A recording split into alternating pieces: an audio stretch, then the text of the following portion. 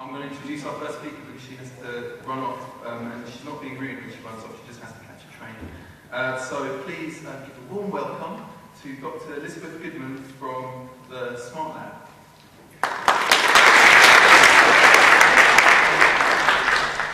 Thank you very much. It's lovely to be here, and I really am sorry I have to go early. I hope I don't miss seeing what other people are doing. So in a minute I'm going to stand up and start clicking through a website that I thought I'd just really briefly explain. Smart Lab exists to provide technology to communities which are underserved by industry, education, and all normal funding bodies. So we exist deliberately in the margins between spaces and lobby for funds, and then give our software away. So we used to work at Open University BBC for 8 years. A whole bunch of us left there about 10 years ago, went to the University of Surrey, set up an institute there called the INCR. Worked there for 4 years, then went to Central St. Martin's, which is where we're based right now. But we have sister sites in Dublin, Phoenix, Arizona, LA, New York, and Fez, Morocco, and are always looking for new partners. So I'm sorry I have to kind of rush through this presentation, but I just want to really invite people, if you're interested in what we do, I'll click through the presentation in a moment, but if you want to get involved, we're always looking for people to work with us, especially on-site in other parts of the world. And the main project I'll introduce today, if the video keeps playing, is the Safety Net project, which I'll introduce in a moment, but we have, basically we're setting up women's shelters and children's shelters all over the world for people trying to escape domestic and or political violence, and providing technology, but also training in web development, training in playing electric lines, if that's what's really needed to keep it going, in fashion, in making clothes, in supporting yourself so that you don't have to go back to an abusive situation. And within that, we're looking for partners who can help us to make the garments, which we'll be presenting at SIGGRAPH again this year inside the fashion show. I'll be wearing a funky corset. But here we go. We won't tell you how that works. And I'll just keep clicking through. Can you hear if I just keep shouting? Yep. I think. Okay. So, this is the Smart Lab and our robot lady. We'll just introduce, there's not really time to introduce the team, but what I will say is there are several, each year we have several major projects running. We're a group of professional dancers, theater makers, filmmakers, sculptors, painters, musicians who work with engineers, haptic environment designers, wearable technology designers, smart textile designers, and broadcasters around the world to try to create technology tools that real people need that real people pay for, and then to make them accessible and, whenever possible, free. Our main populations that we try to reach, particularly with the wireless tools, are women who, for whatever reason, need some kind of help that they can't announce verbally, and that they need some kind of quiet, discreet, and well-hidden sensor. And this is one of the dresses that hides some of our 5D sensors, which I will not show you today. They're basically garments that people might wear. This is one of the evening dresses. There's also some other stuff I'll show you in a moment. The other main community we try to serve is people with disabilities, and in our case, it's mainly people with extreme disabilities, people who can't speak, advanced cerebral palsy, spinal bifida. So there's quite a lot of work which I won't show today, but which is much more about not just wheelchair dance, but assistive technologies which allow people who can't any longer move their own bodies voluntarily to move in rich 3D environments, and to move with some of us who can lift and help to move people, and then to develop new triggers, mainly wireless triggers with accelerometers and other kinds of bioeffective feedback devices as well, driving heart rate, which damaging skin as well, which can allow people who have needs that they want to express creatively to express them themselves and to tell us what they want to make in a big performance. So very, very briefly, somebody's just going to tell me when I have to shut up, so I'm going to keep talking very fast. We have our main projects at the moment are here on the side of our website, and at the right-hand banner always tells you what's live now. So of the 30-odd projects that are archived on the site, these are the 4 we're working on at the moment, and if you want to get involved, please do. So I'll just jump through.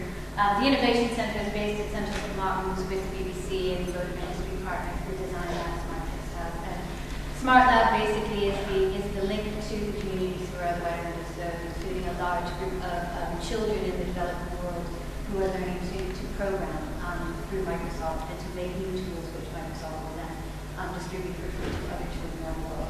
That's all in the Centre site, which I won't go into. The HOPE project, I'll go to very, very quickly, is a network of medical doctors across the United States. It was started by a colleague at Johns Hopkins and Harvard, who basically, I'll just jump to our conspiracy page. It's a networking of hospitals where they want kids to be able to use games, and particularly wireless games in hospital, and to look at, to do serious professional studies about the way that children in hospital use games. Because in the old days, they were trapped in libraries with books, and now kids are given video games. Many of them are violent. Most of them require some physical dexterity of the hands or good vision, and a lot of the kids we're aiming at don't have one or either of those. And a lot of the kids raise the heart rate and raise the level of competition in standard games. So what happened about 3 years ago is a group of medical doctors, here's one, in her alter ego, a group of medical doctors found us and asked us to make some new games for kids that would use breathing mechanisms and the mind games kind of tools to help kids to calm down, to play non-competitive games which build rules through movement, tactics, and all of that. And the study that's being done by the medical doctors here in the HOPE project, HOPE stands for Hospital-Based Online Persistent Pediatric Environment. And it's running from Baltimore and Harvard across the US, and now soon we hope going to set up at Great Ormond Street, we hope. We're looking for other London hospitals. I'm at Crumlin in Dublin. And we are the team, and one of the participants has actually recreated us all as characters. These characters change week by week, and it's always interesting to see what we look like. This is the main creator, William Matthews. Microsoft has recently come on as a partner for this project. What the Smart Labs role is in this project is to make the new games, and we made one called Trust, which I'll introduce in a moment. Oh God, look how I'm this week. Good Lord. Anyway, the basic idea is that the kids in caption, I'm skipping right over that little costume. The kids in the hospital help us to decide how they want us to be represented, how our on-site workshops with the children, we do storytelling, all kinds of other creative workshops with kids in assisted care, kids in burn units, kids who don't want to look at themselves on screen in webcams, but who might want to be represented in other forums, also with adults in a parallel project called The Window, which is running from Dublin to St. James's Hospital.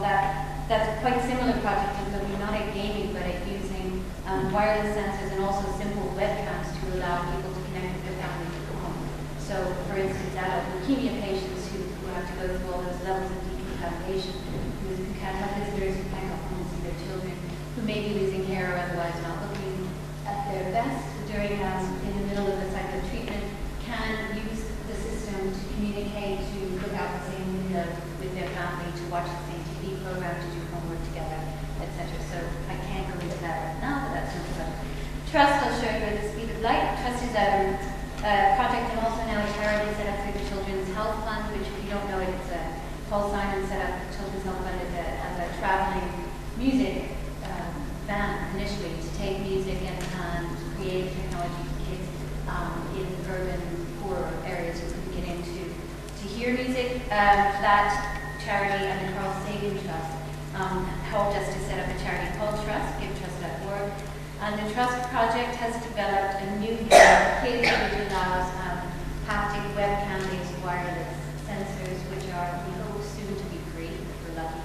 And a haptic chair built by Brian Duffy, the robotics guy from Media Lab Europe, to interact with a game which operates by movement. And I'll just flip through a few slides and I'll go to the other main project I'm going to tell you about. I don't think we have any of the new images up here, unfortunately. Let me just check. We just did a new iteration. Oh, here we go. Here's some of the characters. This is the version of the game we made in Singapore. We were in residence with BBC and NTU Game Lab from January to April this year, working at a KK Children's Hospital there. And the children there wrote the stories they wanted to tell. So this giraffe that you see second over is a giraffe called Yasmin, and it was created by a 7-year-old girl, Spina Bifida, who in the week-long workshops, when we asked, what would you like to be, what characters do you want to have represented, what do you want to be in this 3D world when you sit in a chair and move into the world, she said she wanted to be a giraffe, she wanted to sit up straight, she wanted to be able to fly, she wanted to be taller than other people, more elegant, she wanted to be able to swim. So that's what you can do in the game. from Yasmin's point of view, and that's what the chair asked her to do through her characters and some of the other characters. Everywhere we go, the children themselves draw the pictures, help us to write a storyline, and then we make a new version for them. So this is a character set from the most recent version. What I should say that the character on the left, the little angel creature, is actually my sister. We call her Archangel Jenny. She funded the first iteration of the game before we had any money, and helped us to let it fly into the Palisade and Montreal Children's Hospital in the Bronx. And she basically appears on the donation site. So if parents have lost children, or if corporate sponsors want to fund a hospital or a kids union anywhere in the world to have a new version of the game made for them, you can go to givetrust.org, and the angels will lead you around. You can make your own angel, customize it, drag it around as a little Java creature, give it a name, and send it into the world with a message or a banner that you want to send, maybe a remembrance of somebody lost, or maybe another message, but not a corporate advertising message. I haven't had time to tell you more, but that's all kind of up on the website. And now to the main project, which is live at the moment, which is the Safety Net project. And I'll just kind of show you the website very briefly. The website doesn't say a great deal about what we do, much like the Smart Lab website, and that's deliberate. If we were too clear about what we do all the time, it would be harder to give some of the tools away for reasons. Those of you who are involved in making technology, those of you who are involved in this kind of stuff know how hard it is to give stuff away when there's background IP involved and you're trying not to sell stuff. So let me just show you really quickly. Safety Net is, I'm blind as that, by the way, so I can't really move around there. Who we are is perhaps important if you want to get involved in Safety Net. It tells you on the site how to find us and what we're up to. We're basically working mainly from Morocco and India at the moment, and the slides we spent 8 years on sites in Morocco and are now building up in Mumbai and Alibag, a women's shelter there. If you want to get involved, this tells you. Basically, the UN has been partly supporting us.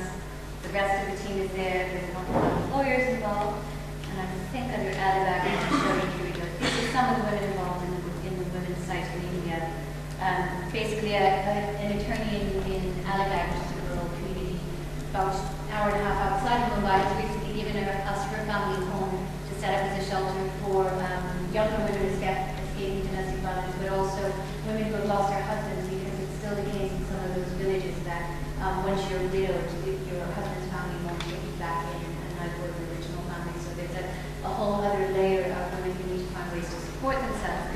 And we are using primarily mobile phone technology to connect women with these sites for the simple reason that they have electricity 2 hours a day if they're lucky. So most of the technologies that we might want to use of them simply will not work. We have to look at wireless and cheap communication tools that can send signals more discreetly, but also more realistically for them.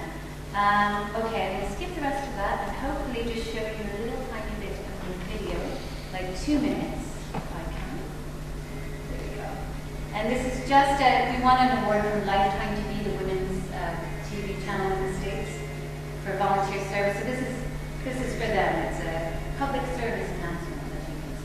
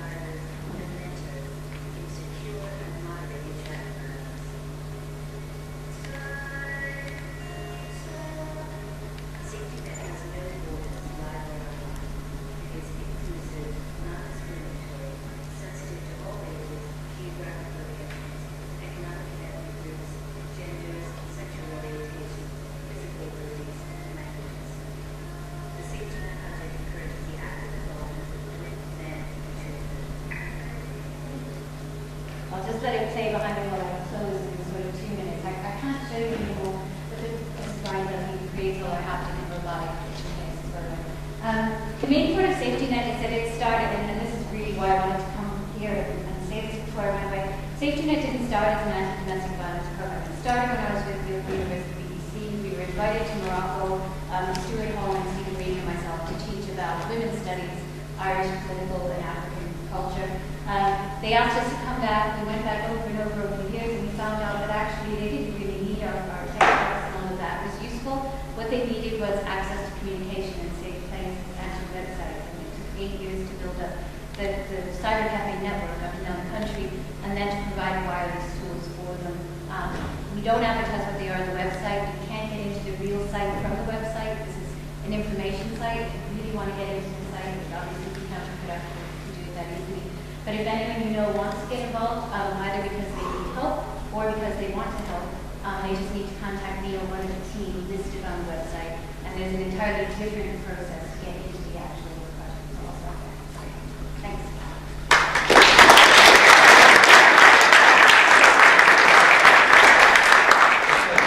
Thank you very much. Because Elizabeth has to leave quite early, if there are any questions now, why don't you answer them? And we'll just take a couple of minutes to take questions on the safety of one of those things that she presented while this passing back happens over here. You've got some brilliant projects going. Where is the funding coming from? Good question. All over the place. We had a lot of money from the European Commission for a project called Radical. We had a lot of money from the BBC. We still do projects with the BBC. We do a few consultancies from Microsoft and developing the world. We applied for private donation for foundation grants.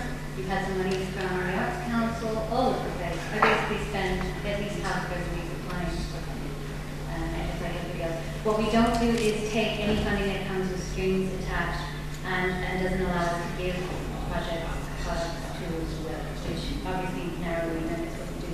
And a lot of what we do involves motion capture. There's a lot of other projects I'm not showing you where the dance technology work for disabled involves a lot of motion capture and motion tracking. Because the army system of the world currently funds UX motion tracking and motion capture studios, we don't take that money either, so we're quite limited in where we can. So one very quick question, I must say, I'm really very impressed. It's fantastic.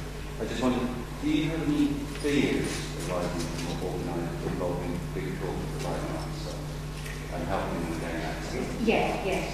Obviously I did, and for years and years wouldn't have considered taking their money under any circumstances.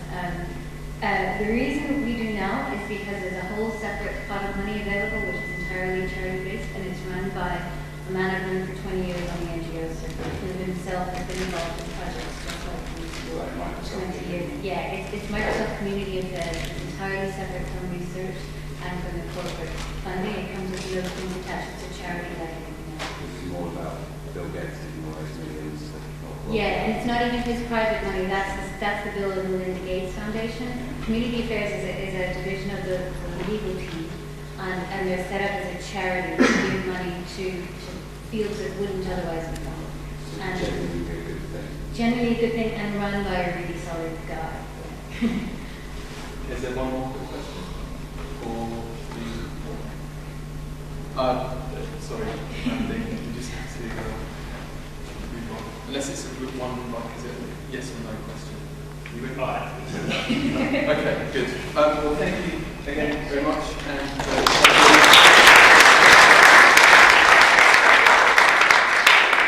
so, our next presenter is Jo Walsh, who's just done a book signing outside. I'll plug her book for her Mapping Hacks with O'Reilly.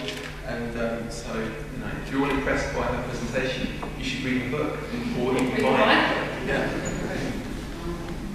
Right, so I'll keep this fairly short because I was roped in at the last minute. I wanted to use this message broadcasting opportunity to talk about some of the work that we've been doing in Wireless London over the last 8 months or so. Wireless London is a tango, really, that saw established a little bit of bootstrap Arts Council funding, and we've been able to use this to build what started out as a distributed node database that was going to replace consume.net's or web database of open wireless access points. which then turned into a kind of spatial information county portal service, and is now mutating again into something else entirely, subject to cultural pressures. So here's the basic view of what we have right now on the website, which is map.wirelesslondon.info, and what also appears as the splash page on your open access your open access gateway if you install a little bit of Counterport software.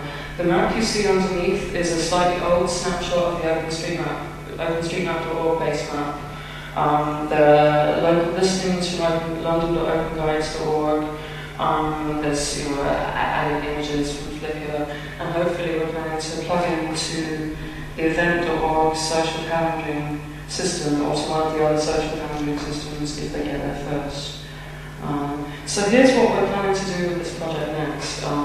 But in October and then again in March, saw a lot of other people involved in organising a couple of open seasons, particularly the one in March is a series of collaboratively programmed events. And the activity for that starts in October, so people want to be able to use our Capital Portal service to express things not just about what's in the area or what events might be going on, but to be able to find the connections around the edges, to try and discover, as Ted Nelson I think said, what you see is what you couldn't know.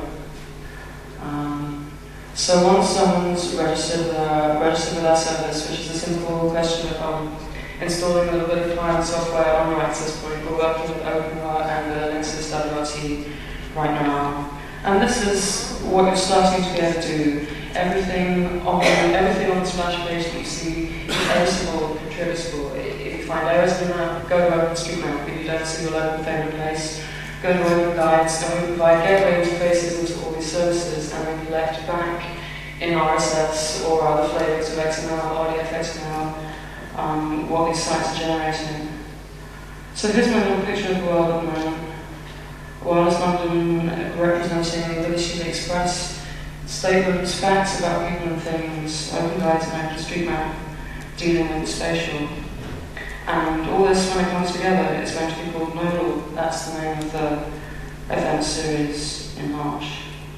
And one thing I've discovered, or I'm discovering, is that interesting new kinds of influence about the connectedness of different kinds of information becomes possible when you know where someone is, when someone is.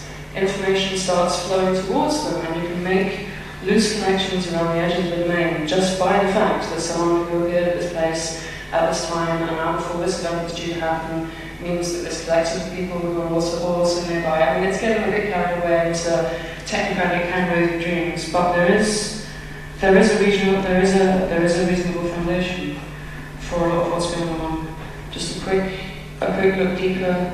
Here's some of the spatial information that we're getting from OpenStreetMap and how this is being used to build an roaming line model, which we can then pour into our backend. The backend is just an RDF data store with various RSS gathering interfaces.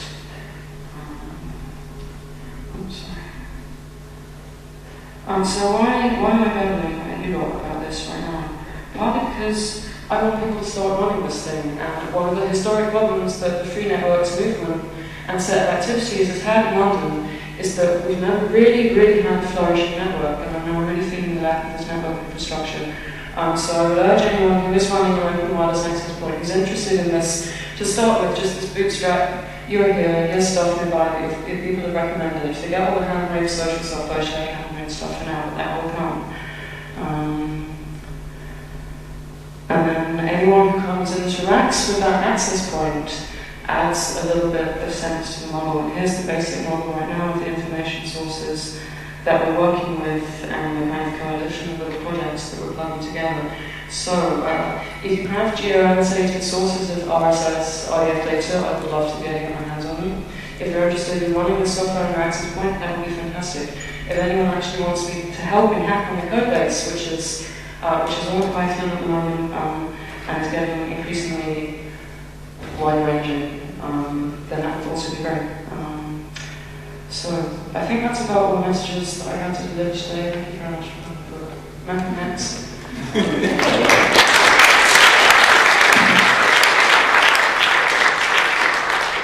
hope you're taking notes. There's going to be a test. Okay.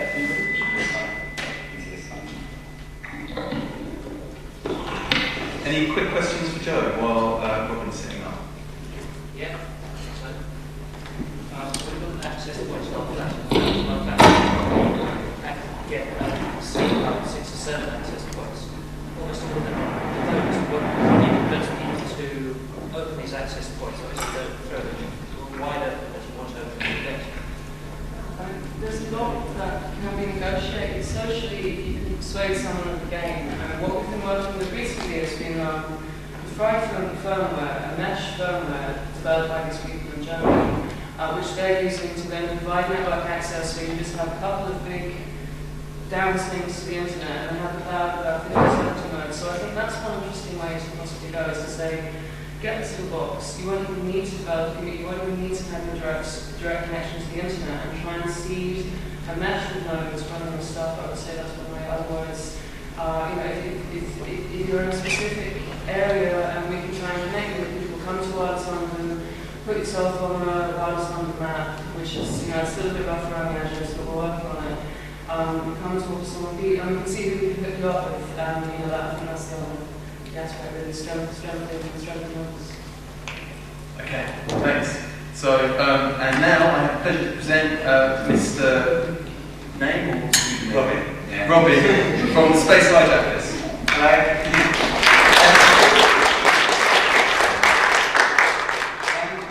So I've come from a group called Space Hijackers, which is a kind of internet organised bunch of troublemakers. And so we've done a variety of projects. A lot of it's all to do with kind of looking how public space works and kind of who controls things and kind of how you can mess around with it. So we've done everything from we recently had this an architecture week, which is where we did a variety of events, everything from kind of taking people around shops and showing all the little tricks at supermarkets, and all the rest of them will kind of pull on you to try and make you buy more things. Really devious stuff like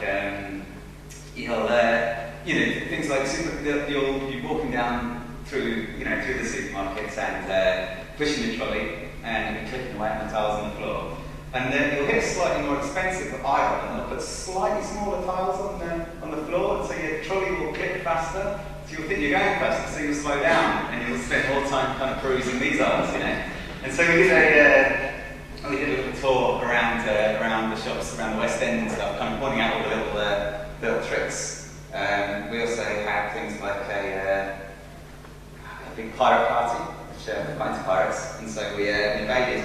Fortunately, we used to have an island just off the Limehouse. There's like a little island in the middle of the Docklands that we kind of rode out to and as pirates and took over. But the council had connected it to the mainland now, so we took over a traffic island at the it's at the bottom of Park Lane. This one we decided, being pirates and obviously not having any power there, we brought a little pirate radio station with us, and so we were broadcasting from this island with a little pirate radio station, and everyone had brought along stereos, and so got tuned into the same frequency. So it was really nice. It was a big sound system, but it could, if the police turned up, we could just scatter. It turned out they did turn up, although we didn't realise for a while. They'd actually been sitting there in an undercover band, monitoring us for the evening, and they seem to turn into quite a lot of bad things nowadays. Mainly as a result of the biggest projects, I think, at least the most troublesome, have been, and you might have been to one, I don't know, we've been holding parties on the Circle Line. That's kind of, basically the deal is that we get as many people as we can, we kind of advertise it beforehand. I've got that one. And it's basically kind of little spontaneous parties on the Circle Line. Unfortunately, rather more people than we expect seem to be turning up to them nowadays. So this time, we planned for 200. There was maybe 600 to 800 people turned up to. This was the second one. The last one, we managed to fill. I don't know how many trains of people, because everyone just brings their own sound systems and drinks, and the deal is that the parties happen in the tunnels, so it was kind of to try and disguise it from the British Transport Police. So basically, you hit a station and everyone's quiet and kind of doing their thumbs, nothing really going on, and then you hit a tunnel and the sound systems would kick in, and we had to bars, and we even made, eventually we had like these lights for the coloured gels for all the strip lights. So, and this is one of the, we had like amplifiers wired up with kind of wires going through the thing you could strap an amplifiers to. So they were quite nice, but unfortunately they're not going to be happening for a little while now. Oh, naked pole dancing man! Just get that. One of the things I was going to talk about today, being a kind of technological based thing, was a new project that we've just started. We've had this.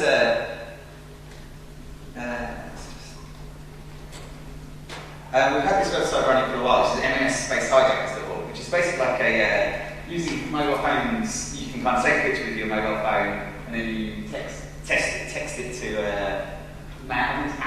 MMSSpaceHijackers.org. You can't quite see it on here, but basically it comes up online pretty sharpish, like within a couple of minutes. And so it's a kind of live. So we'll have kind of live footage of. For example, that one was we challenged the government to go cricket. And you know, they'll come from different events. We had set up an office in the city, and we couldn't afford real office space, so we hired a car park space and set up an office in there. But the newest one we're doing, which is the one that I wanted to talk about today, is to do with the whole ID cards. We thought if Mr. Charles Clarke loves kind of surveillance so much. Then this hasn't been launched yet, but basically we thought we'd turn him into the most surveilled man in the country.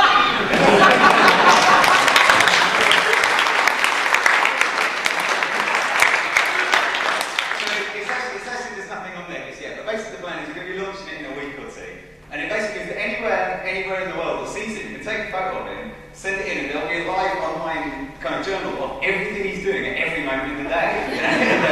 We want to eventually set it up so that we can have like a text message kind of system, so that we can, we've got a few people that might be able to slip us his kind of program of where he's going to be when.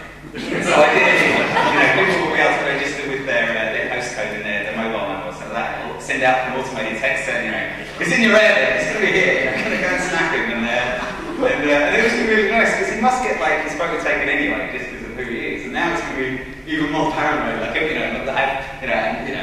the 23rd of April, we had this for dinner, and he's doing this. So this, as I say, this isn't. I mean, it's live. It's up online. It's mmscharlesclarke.com, but it's not.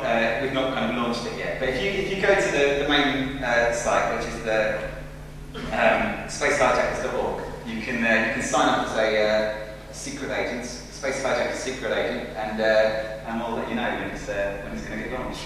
And you can come and join in the fun. So, I guess that's about it. I mean, there's not really much else to talk. Yeah, but that's a little sample of what we get up to anyway. Thank you.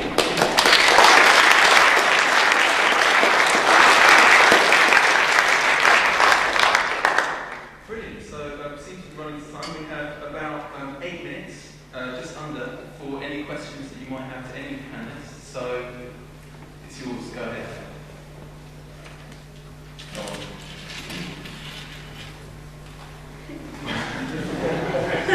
Okay, Ramadi, you had a question earlier on. Come on, what out with it? Yeah, this again.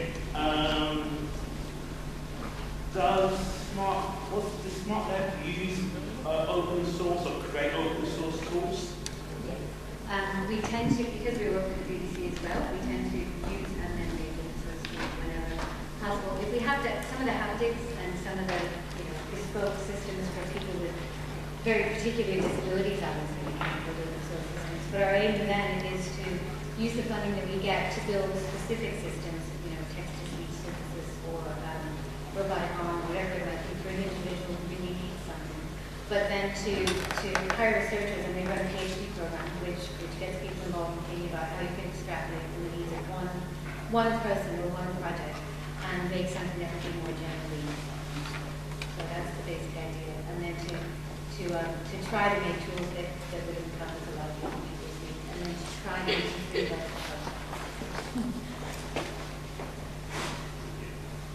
Amen.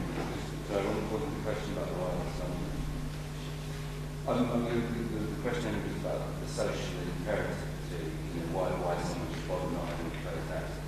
Does your system have any sort of capability where if everyone in the world, if we lived in the world where everyone was nice, everyone was open, everyone could have a 100 megabit super G connection to the internet for free, just like routing data instead of doing ADSL uplink all the way through it? Answer A is I'm just a software person. Answer B is I see this as a kind of counter structure plan B, and I think a lot of people do. And I don't know whether there are big fulfillment dreams and infinite download everywhere for free containing this. It's more a kind of fallback plan in case any of the bigger networks don't persist. I also see it as a way of being able to bootstrap a lot of other local activity that has a conceptual fit with this infrastructure, particularly community currency systems, also a lot of the collaborative mapping stuff. So that's our main areas of trying to join the edges with the wireless networks and say, what is this infrastructure for? Why are we building it? Is it just about backhaul? Is it about local services? We still don't know.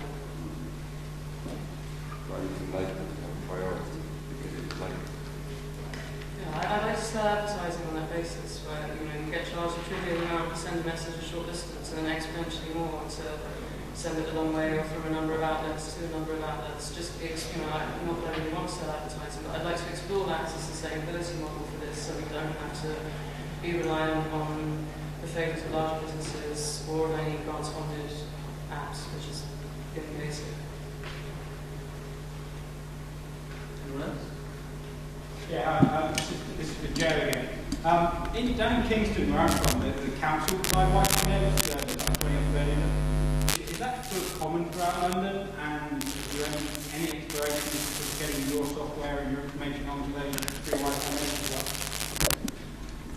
Not really. There's some new BT-backed government-funded initiative in Shoreditch where they're trying to do WiMAX stuff, and they're talking there. Commercial services charge £20 per user. That's not sustainable. We're going to charge £3.50 a week, which comes out of almost £15. And is the Kingston service free to access? Yeah, it's really free. There's 20 or 30 made through the. I don't know. A lot of US cities run these things as well. Apparently, this is causing tension with commercial providers also. Yeah, there's a website set up by some American free networks groups, legal people, called muniwireless.net, and that is kind of trying to expose and get support for municipal wireless projects that have pissed off US telcos and businesses who find it anti-competitive. The government should be providing services for people who get from their tax revenue. I was reading some project to start making upper street wireless and provide free wireless access. That's what you go. Has anybody had any experience of free wireless, municipally provided wireless in Upper Street? I think it's right. Yeah, that's been my experience too, is that the press release is out, never met anybody who's used it.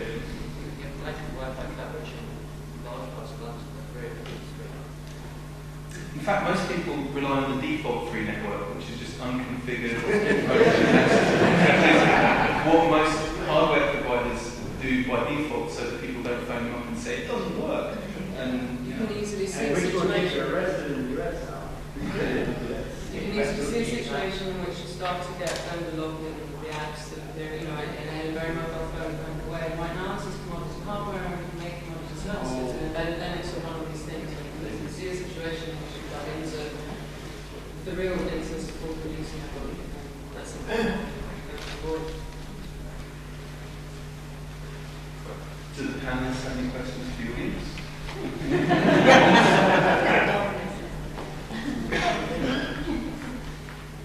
Well, I think 2 minutes to shuffle quietly out of the room is perfectly acceptable. Thanks very much to all the panel and to everyone for coming.